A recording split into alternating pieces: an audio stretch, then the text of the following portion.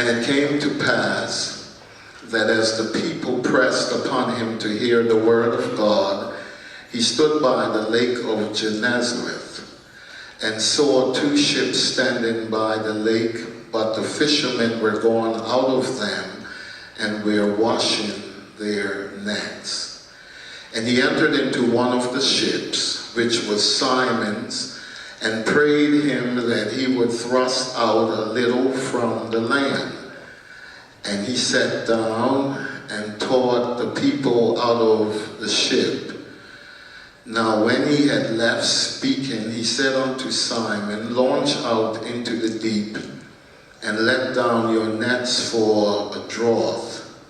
And Simon answered and said unto him, let's read that together. Lord, Master, we have and have taken nothing.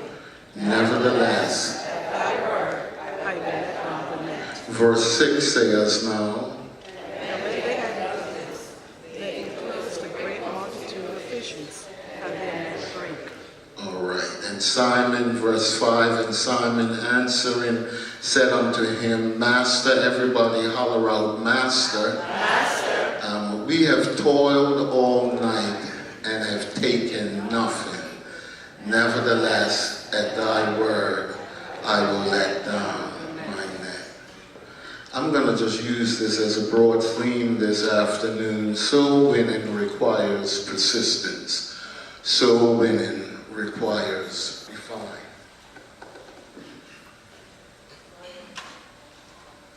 Okay, great. Soul winning requires persistence. Soul winning requires persistence. In St. John chapter 15, two ordinances of the New Testament church had just been observed. One being the Lord's Supper, and the other being foot or feet washing. Jesus comes out of the upper room, and his disciples come along with him. He had had a heavy encounter with them, and in essence, he was telling them that he is getting ready to leave this world. Nothing can be so traumatizing, my brothers and my sisters, when we have loved ones that are transitioning and are getting ready to say goodbye to us. But that is the path of life. His disciples are nervous, and he begins to talk to them, to calm them, to instruct them, and to tell them that even though I'm going to leave you with the Holy Ghost. Somebody ought to say amen right there. Because even though Jesus is no longer amongst us physically, the third person of the triune God is with us. And Brother Huntley Septimus was right when he says, and he walks with me. Touch your neighbor and just shake them a little bit and say, and he walks with me. And he talks with me. And he tells me I am his own. And the joy, everybody holler out joy. Now I like that. Holler out in second gear again, joy. Holler out one more time for the Holy Ghost and shout and let the rafters hear us. Everybody holler out joy. The joy we share as we tarry there, none other has ever known. In our text, you would have to, I'll make it crystal clear to you, but it would seem like Peter and the disciples made one critical mistake. They launched out into the deep, but Jesus was not in their boat. Let me say that again. They launched out into the deep, but Jesus was not in their boat. And nothing can be so disillusioning than working on the night shift. Some of you know that I am a former police officer, and many days of my life was spent working at night. I remember when I was living at at Cherry Hill Park, and it would be coming on till about 10 o'clock. And I was working in St. George's, and I had to bid Shanda adieu, and I had to get up to be on the night shift. And the night shift is completely different from the day shift because our bodies are designed to be sleeping at night. During the night, our bodies secrete a certain hormone that travels through our body that actually acts as a sedative that keeps us sleeping at night. Our bodies also have what is called an internal alarm system in it that alerts us in relation to eating, being awake, and sleeping. And so when you're working at nighttime, it's almost like you're defying certain chemicals in your body and even the system of your body. But sometimes you got to be on the night shift anyhow. I want to talk to those of you very briefly in this sermon that it's amazing how all of us were here in the day physically, but one or two of you are on the night shift. One or two of you have a dilemma or a discouraging situation that although you're sitting here in the day, you find yourself in the night. And one time about the night season can frustrate you. To be frustrated means that you have a goal in mind or you see something but you can't achieve it and it causes frustration. Okay, frustration. Whenever somebody is frustrated, this is what you're going to see. A frustrated person is an angry person. Yeah. Welcome to Mr. Frustration. A frustrated person is a person that will just fly off the handle when you least expect it. They will come home and everything is all right in the home, but because a spirit of frustration has attacked them or are attached to them, they will come and bring that spirit of frustration into the home. Look at your neighbor and say, neighbor, are you frustrated? All right, let's go somewhere with this today. When you're frustrated, sometimes people, and especially men get really quiet when they're frustrated. They go into silent mode when they're frustrated because they're trying to understand, how am I going to get the victory? Can I talk to you this afternoon? Because somebody needs to just slip up your hands and say, but thanks be to God. I'm in the night season. Don't push me too fast, Heritage Worship Center.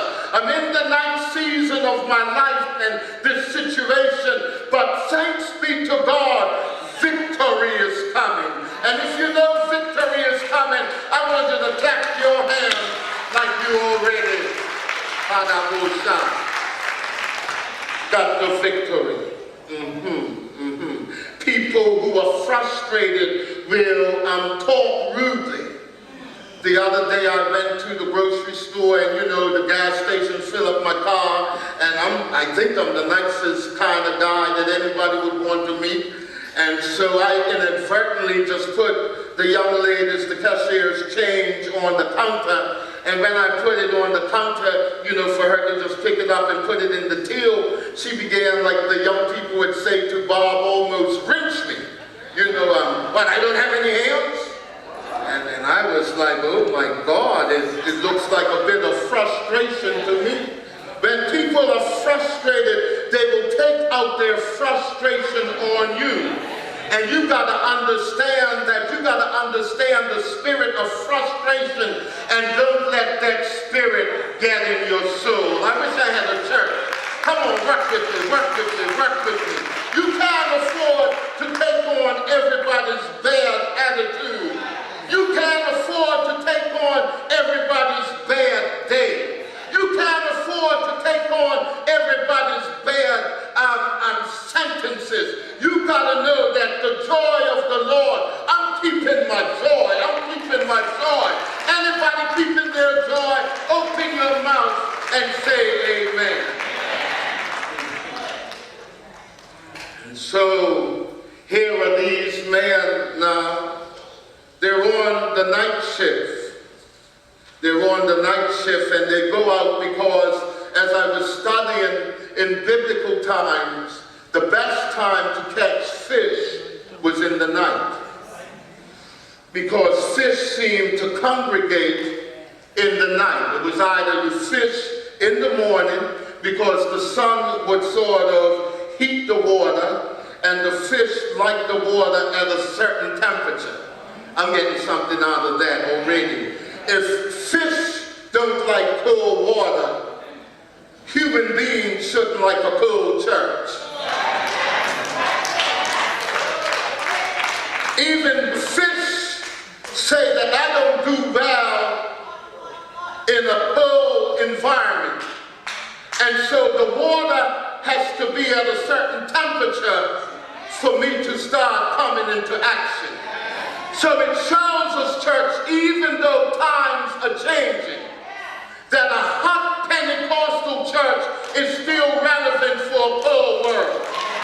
All right, I'm going to preach today if I preach by myself, because I know what my agenda is. I said a hot church is still relevant for a cold, dying world.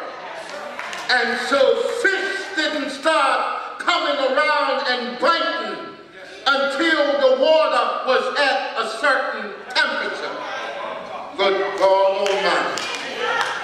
I want everybody, I see I got some work to do in here. I want you to open your mouth and plead the blood right now. Everybody open your mouth and plead the blood of Jesus right now over our hearts, over our minds, over our lives.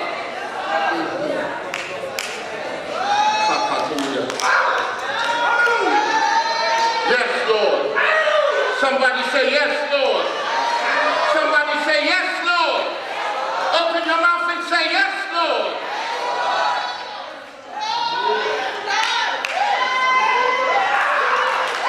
I said yes, Lord. Open your mouth and say yes, Lord. I'm going to start arresting some of these demons around me. Open your mouth and say the blood of Jesus. Come on, the blood of Jesus. Ataya maniose, makandeo shataya, ataya manoko shataya. Devil, loose your hold right now. Loose your hold right now. Loose your hold right now.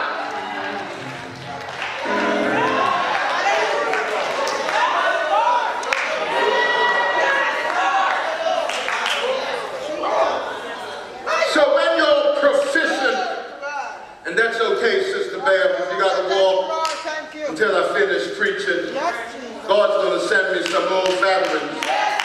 As of last Sunday, now that I know that what I'm dealing with in this church, God's going to send me some old veterans to help me start fighting some of this stuff in here. Tap your neighbor and say, we're going to the other side. Yes, Lord, we're going to the other side. And we're going not by might nor by power, but by thy Spirit, said the Lord of hosts. Everybody who's going to the other side, holler out, yeah!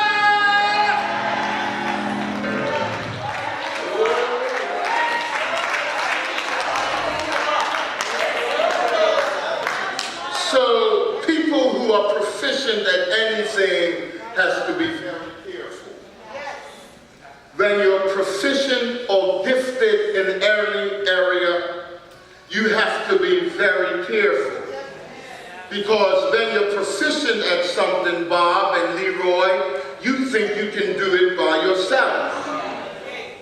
And anytime you think you can do it by yourself, you become a problem or you create problems. Let me take my time. People who are proficient in any area, in the church or outside of the church, meaning you're gifted, you have to be very careful, because you want to ride on the horse called pride, because you're gifted. When you're gifted as a musician, you will think, and I'm talking about myself, You don't have to pray before you sit around the organ, because I've been doing it for 42 years old, so I'm proficient at it. But that's the reason why you should pray. If you think you can mount the pulpit because you're proficient, you must pray before you mount the pulpit. And so what Peter did was he got into the boat and he didn't take Jesus with him out for fishing. And that's, oh, I feel like preaching now. That's why I hear the old church saying, I must have Jesus in my whole life. I must have Jesus in my life, in my walking, in my talking, in my sleeping, in my waking. I must have Jesus, and I want all 100 plus of us to call that precious, magnificent name. Everybody say, Jesus. There's power in that name of Jesus. There's deliverance in the name of Jesus. There is salvation in the name of Jesus. Demons tremble when we call that name. Jesus. Sickness backs off of our bodies when we lift our hands and call the name of. There is a name I love to hear. I love to sing its worth. It sounds like music in my ears. The sweetest name on earth. Oh, how I love Jesus. Oh, how I love Jesus. Because he first loved me. Everybody that loves him gives him a praise.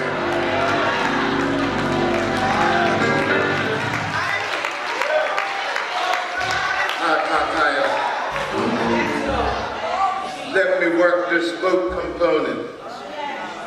You got to remember that the boats in biblical times were not like the modern boats today. Peter didn't have a motorboat, so old-fashioned, he had to row. He had to row his boat. Secondly, yes, Sister Leon, that's hard work. Secondly, there were 4 ways to catch fish in biblical times. You had what was called a line, and you put a bait on it. Like Joshua, when you and I go fishing. Then you had a stick with a line. Yes. Where you would stand at the shore and cast the line out in anticipation for some fish. The third way for fishing was that you had a spear, and you would go and in a boat and just go like this and see if you can catch 1 or 2 fish. But when you wanted to catch a whole lot of fish, you would take a net. You're preaching with me. Now with the net, you would have what is called weight on the net. So let me work this now. Not only did he have to row, but then in his boat he had weight. And so now let me break this thing down, because all of us, not only do you have to row your own boat, but life has a way of introducing weight.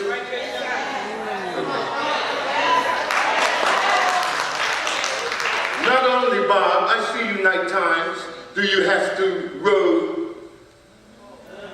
Because after a while, people are going to get tired of you, and they're not going to help you to row your boat, so you got to get used to rowing it by yourself. Row your own boat.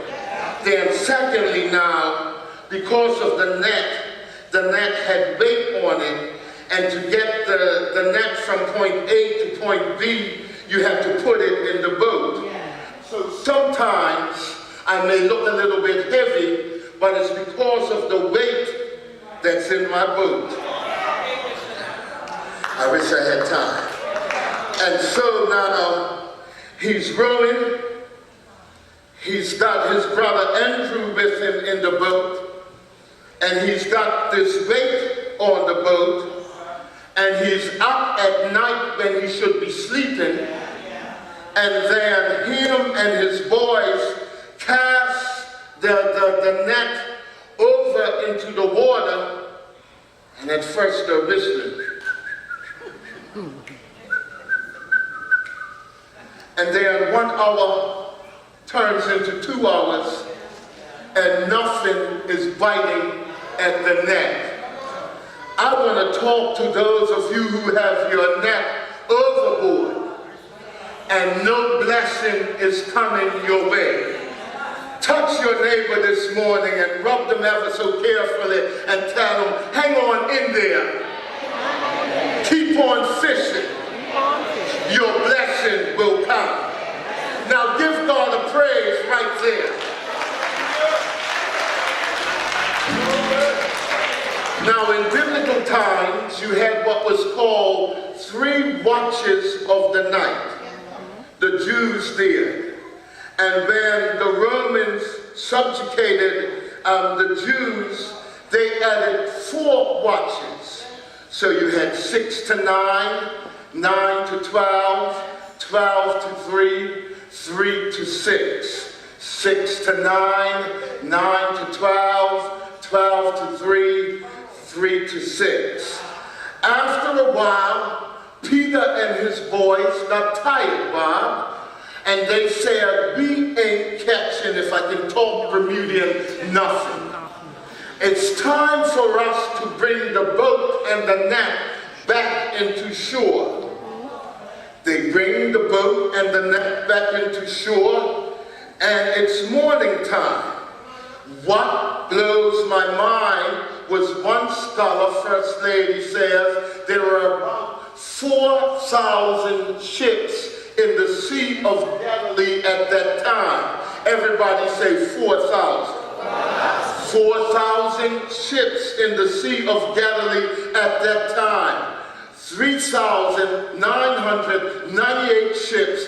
Jesus takes note of 2 empty ships on the lake of the sea. So that tells me how Jesus is committed to details in our lives. You may feel insignificant.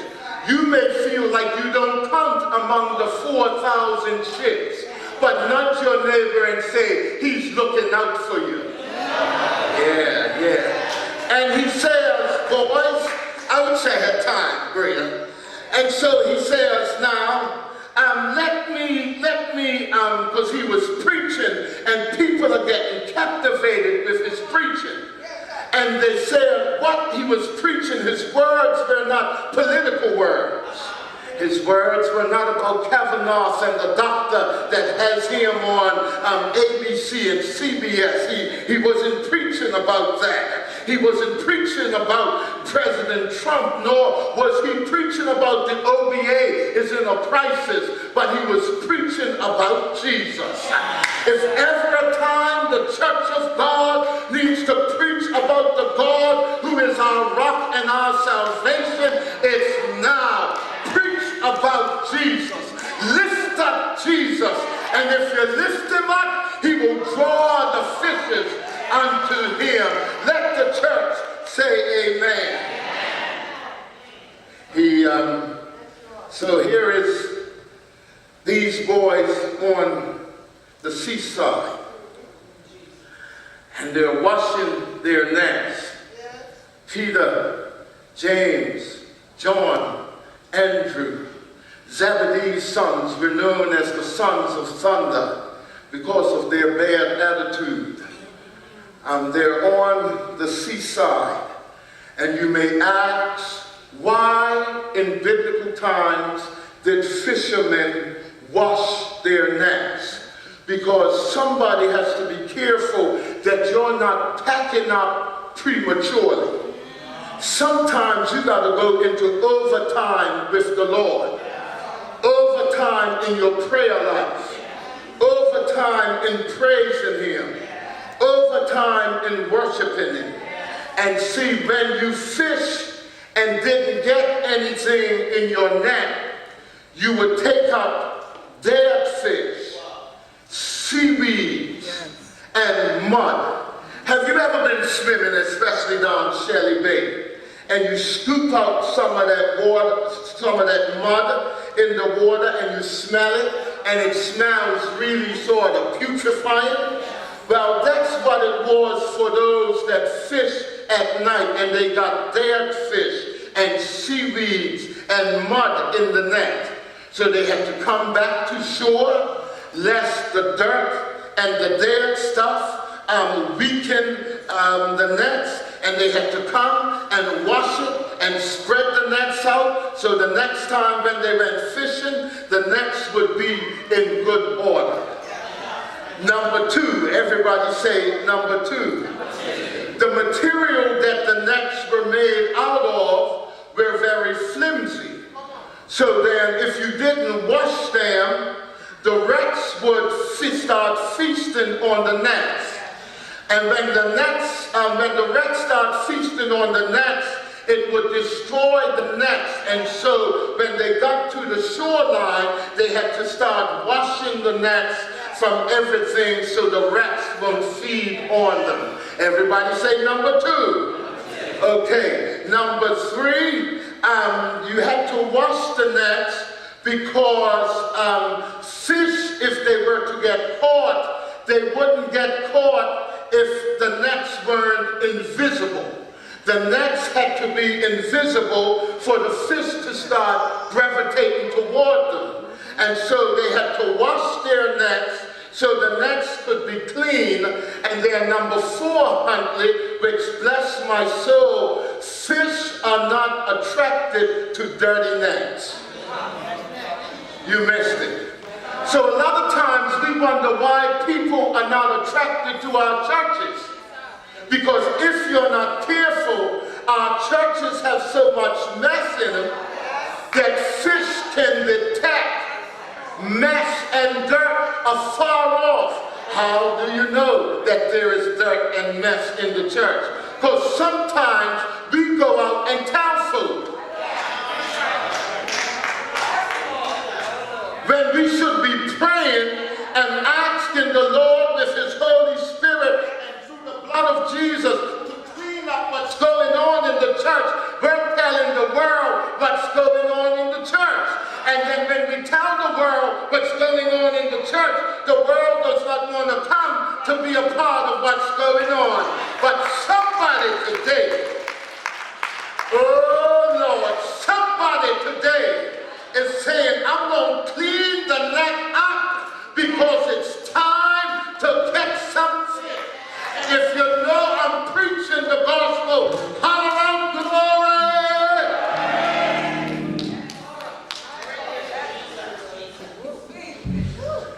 There were 25 different species of fish, Sister Septimus, in the Sea of Galilee.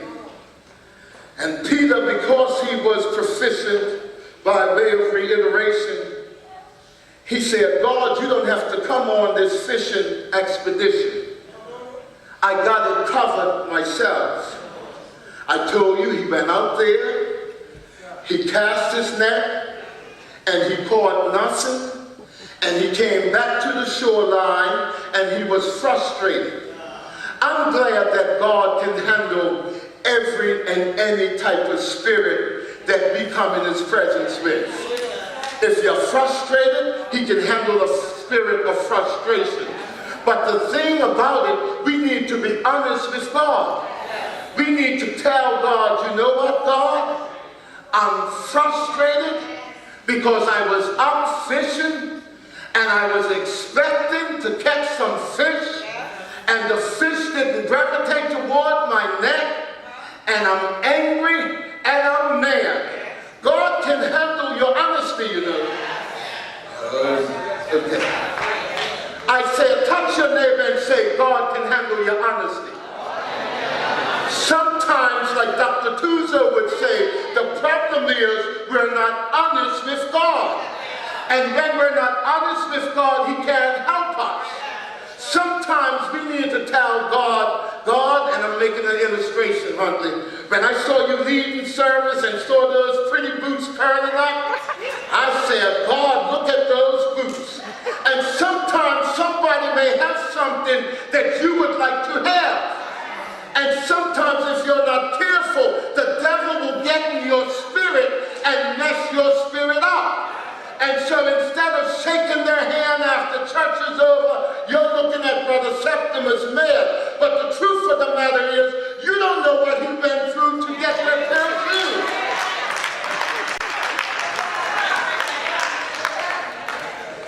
If you go around to the Jamaican grill, sometimes his end, that kitchen, summertime, hot, sweating, sweat pouring out of him. And then when somebody comes with a blessing, the best thing you should be able to do is lift your hand and oh, magnify the Lord with me.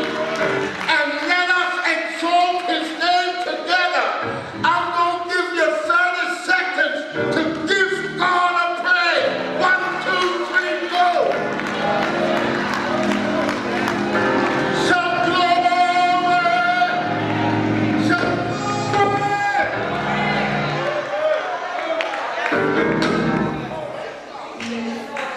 Getting something now, because if you're not careful in the net, we have the wrong thing in the net, and we want to begin to clean the net up so we can get the blessings and the victories that we're supposed to get from God. I sense victory for Heritage Worship Center. I said I sense victory for Heritage Worship Center. All right, let me try this side, because this side is on the night shift. I said I sense victory for Heritage Worship Center. And everybody who sense victory, lift your hands, shout up to God, clap your hands, shout up to God.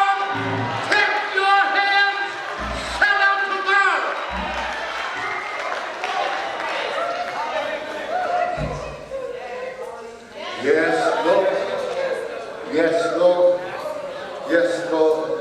Just wave your hands. Just wave your hands. Just wave your hands.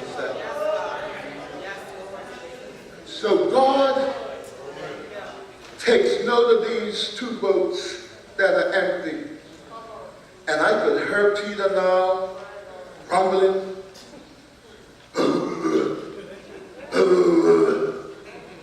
Fished all night. I'm used to fishing. Nothing's come in the net. And Jesus, knowing that he would be the future bishop in the church, I like Jesus, because when he's really got an assignment for you, he will fix you up before the assignment. Let me take my time. When God, Dr. Eve, has an assignment for you, he will fix you up. You know why sometimes ministers fall? Because they run before their assignment. We got a young generation of preachers now that don't know what it means to wait on God.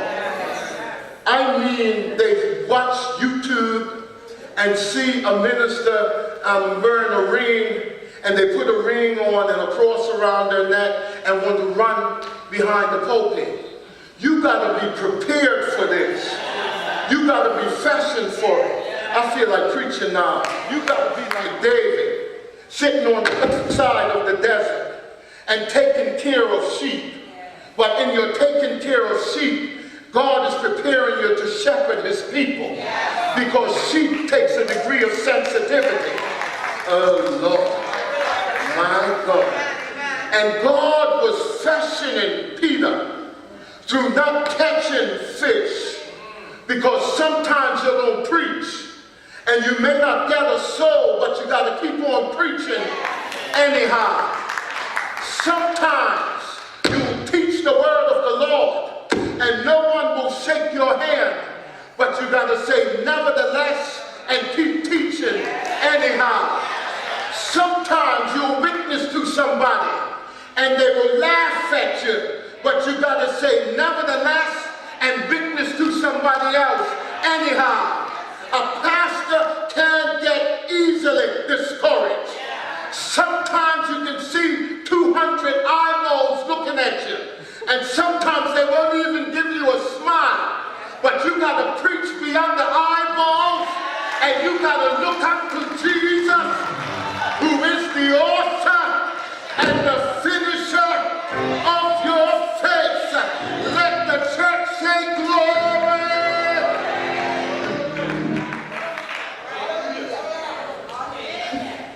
Okay, the young people would say, and I'm in third gear, slow your roll.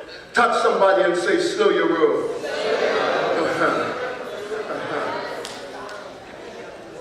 Now I'm getting the Holy Ghost coming in closer to me.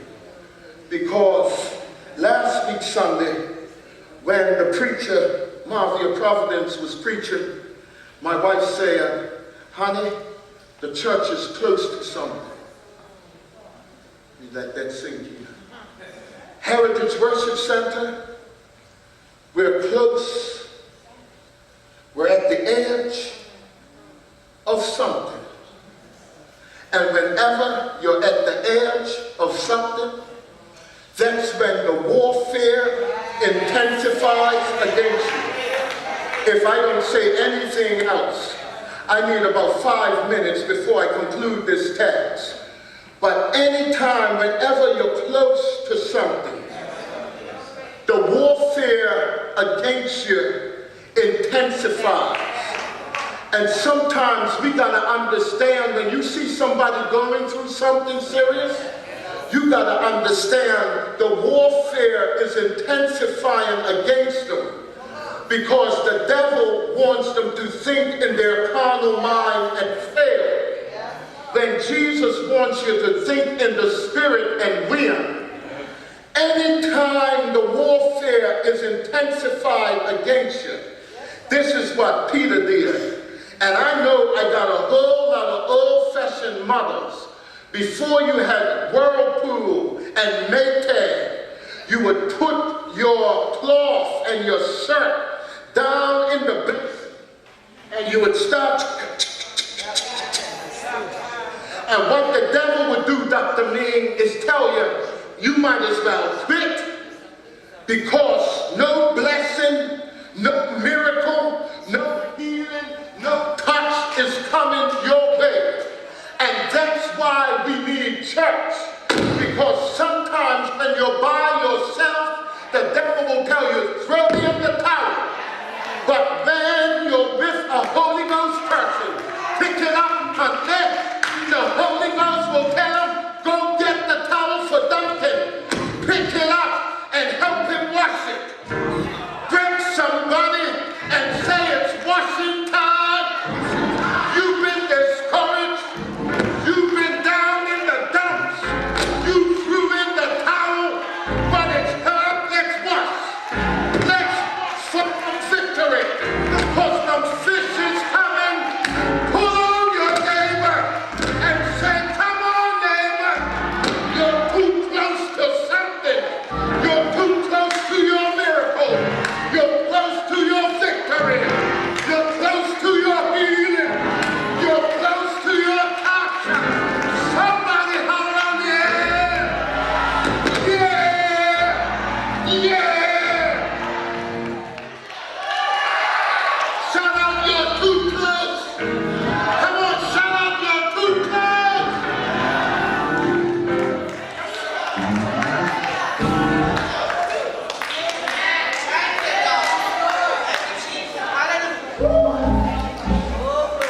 All right, I feel that. Come on. Come on. Link, mama. Link, mama. Link.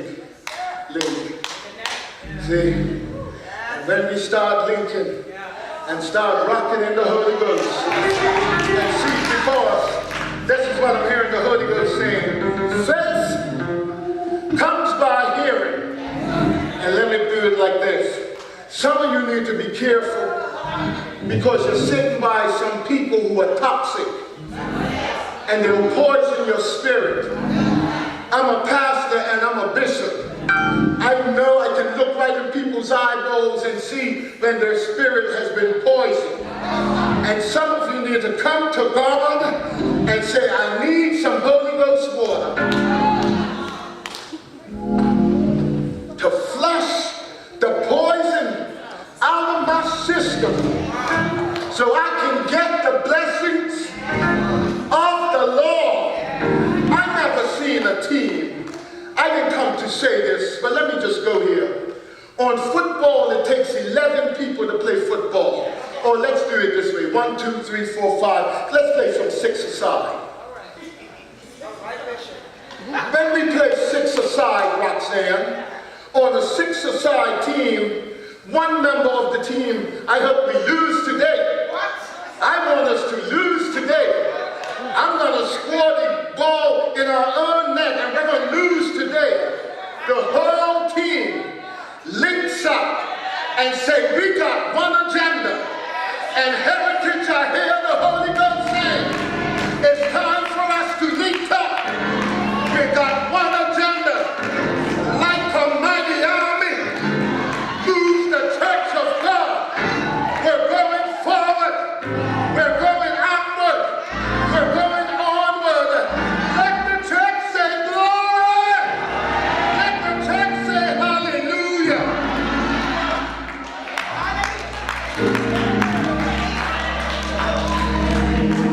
I like God because I don't know, I was talking to some of these great gentlemen before I came on for prayer. Take a seat, football team.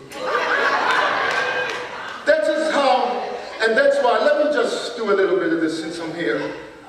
And that's why, you know what, when you're truly a team, come back. Because some of you don't understand, as I heard the Holy Ghost is saying, come back. Some of us don't understand church, you know. We have this pyramid of a triangle. Megan, if you can get me a triangle. And so the bishop sits on the top of the triangle. But I can't be no bishop if I don't have no congregation.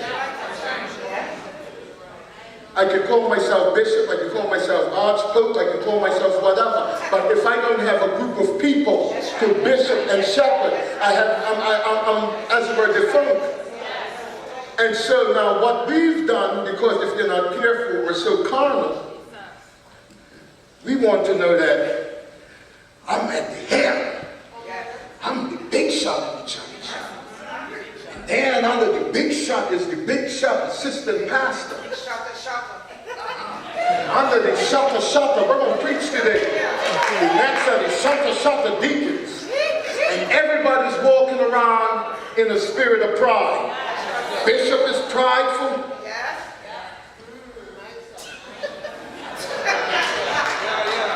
Pastors are prideful.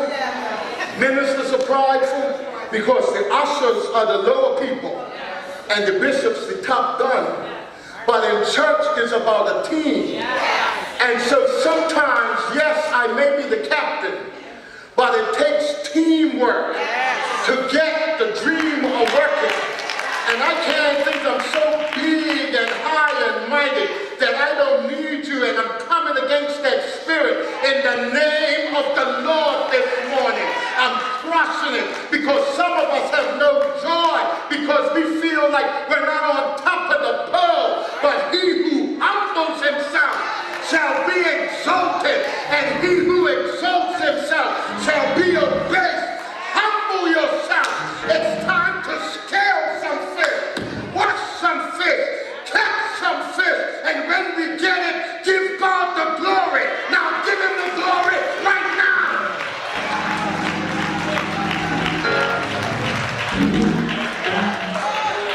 I'm sorry to do this, but when we go on a team, I may be the captain, but we gotta let me use you since you're strong.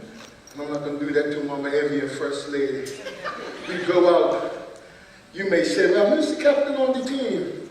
Well, the guy with the black shirt on. But everybody on the team, come on, show me some of your skills. Show me some Danny Thompson. Sometimes Pastor gotta know, you know what?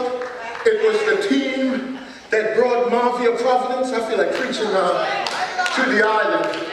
The big bishop got on the triangle and he said, no, we can't bring Marvia. It's too late in the day. We haven't promoted it like we should. The team said, Bishop, we can do all things through Christ which strengthens us. And I feel God saying, the day we become a greater team and start telling the bishop, start telling the leader, greater is he that is in me than he that is in the world. Didn't we have church last Saturday? Didn't we have church last Sunday? But it was the team. It was the team. Somebody say it was the team. Say yes. Woo. Yes, Lord. I don't know if I should tell you sit or stand. Sit down. So this is now what I'm saying, Bob, and I'm done. See, now Megan, can you swing this triangle? Swing it. Because he that will be greatest, take your time. Let me take my time. See, some of us, what's happening is a different dispensation. And I just need 5 minutes and I'm done. You know why people killed Jesus? Because when he was trying to usher you in grace, they were so stuck on law. The law of Moses said, the law of Moses said, they were stuck in a prior move. Nothing was wrong with Jesus. Okay, I feel like I'm sticking somebody. Shake your neighbor and unstick them this morning. And what he was saying, so you know how people are when they think they're important. They like to know they have one of the rules. Thou shalt not kill. Thou shalt not steal. Thou shalt not bear false witness. Thou shalt not commit adultery. Thou shalt not lie on thy neighbor. Jesus said, all I'm trying to say, if you love your fellow man, you won't steal from him. That's all he was saying. Let me give you one word for all the law. And if you go by this one word, you won't take that other man's wife. Because you love him that much that you won't trample on his turf. If you really love somebody, you won't lie on them. I watched that thing with Kavanaugh and the doctor and trying to understand who is right, who is wrong. Hopefully the FBI will come to the bottom of it. Sometimes people are so good with their tongue at lying that they can get you in trouble. That's why you need the Holy Ghost. That even when people try to put lies on you, the Holy Ghost will reveal and bring the truth. Anybody that God has fought a battle, this is how I fight my battle.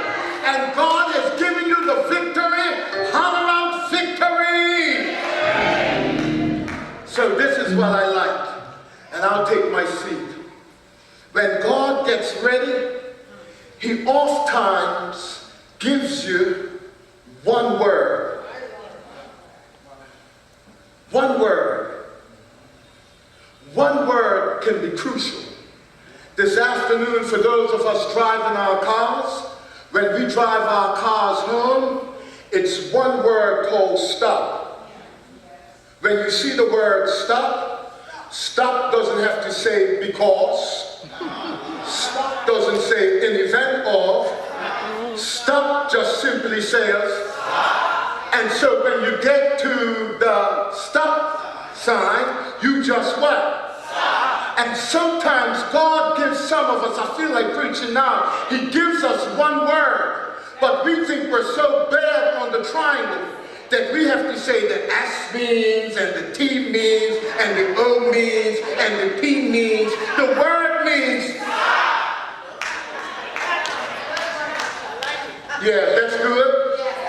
Yeah, because you're a teacher at Berkeley, so if you're saying it's good, it must be good. And your English at that. Let's give our English teacher a hand. Yeah. Sometimes we're just looking for stuff when God is just trying to make it plain and simple. And so sometimes God will tell you stop, and then at another time He'll tell you you've been stuck too long. G-O. I come to push somebody into your October and tell you your stuffing days are over. It's time on your mark. Get set. Set, yeah!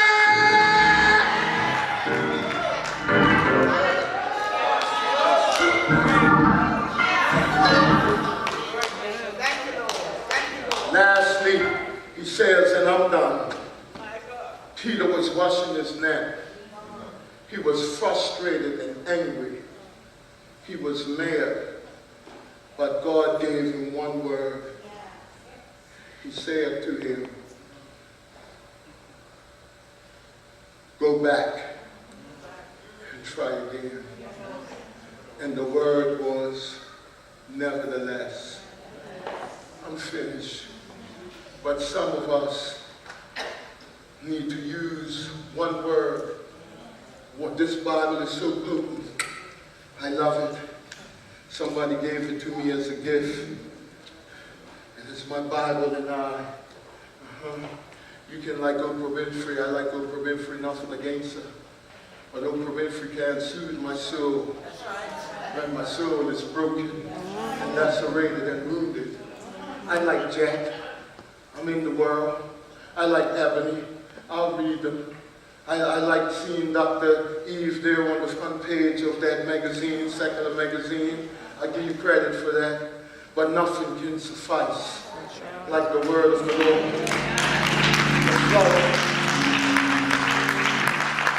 In closing, Mama, the word for the fish, Leroy. I know you did it before. See, one of the worst things, this is what I'm saying, God will give you a word. Some of you are frustrated. When your frustrating days should be over. Some of you are angry, and your angry days should be over. Because He made a way for you. And your frustrating and angry days should be over. Some people, let me be honest as I close, are porn artists and tricksters. Sometimes I'm getting the full revelation of why God can bless certain people. Because they got too much of Jacob in them. And God, they're tricky.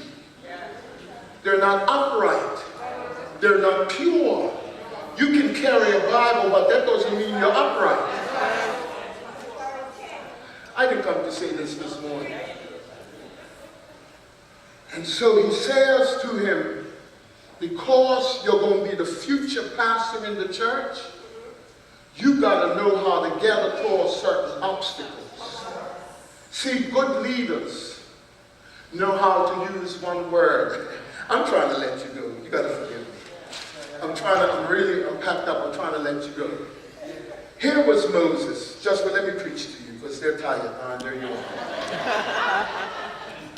God tells a stuttering tongue like Moses, and I'm done. And Brother Leslie, you're a teacher too, so you can help me. The poor man couldn't talk.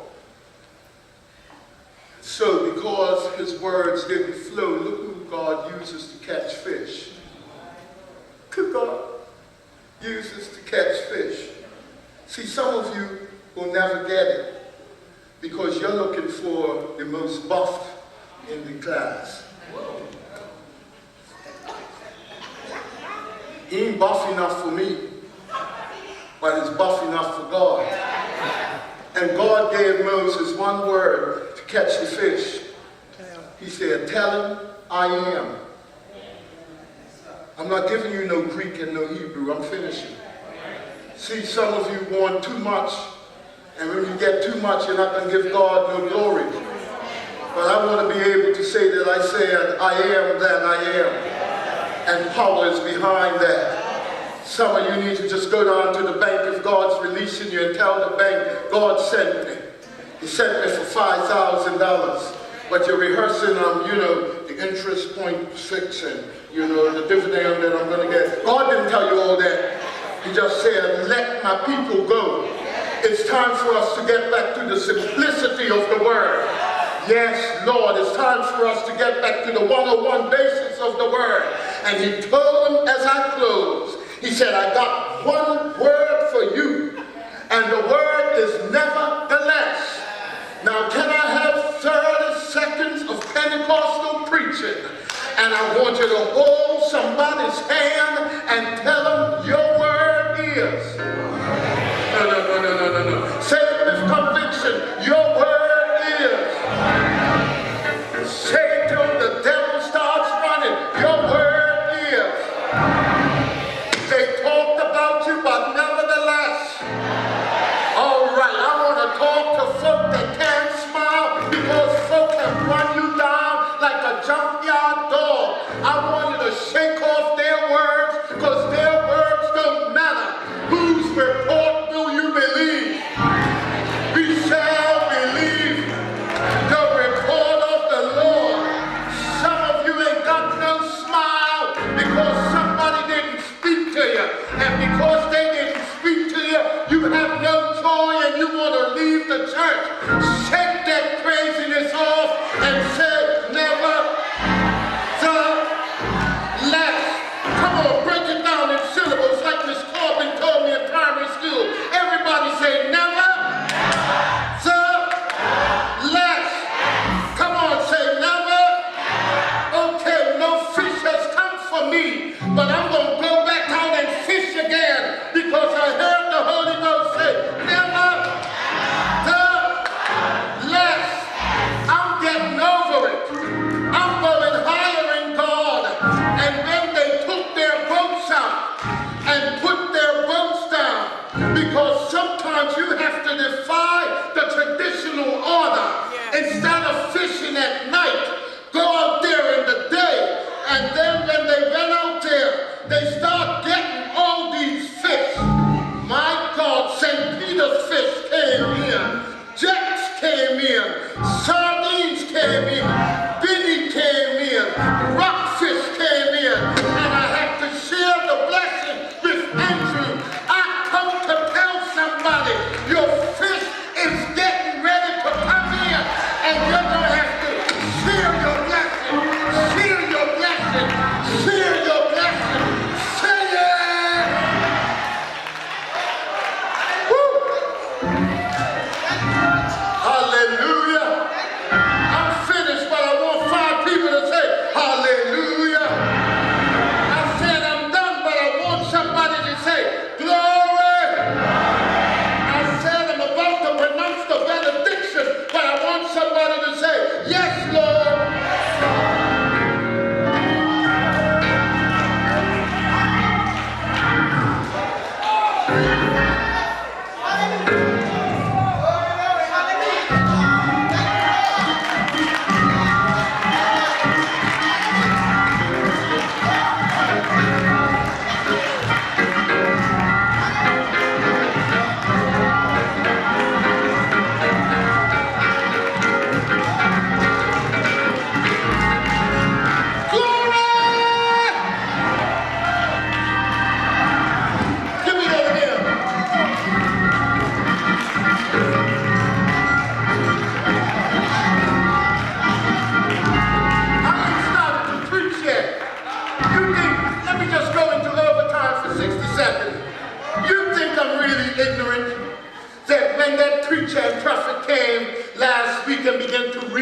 Some of the secrets from heaven that Duncan don't fully know. But see, when God blesses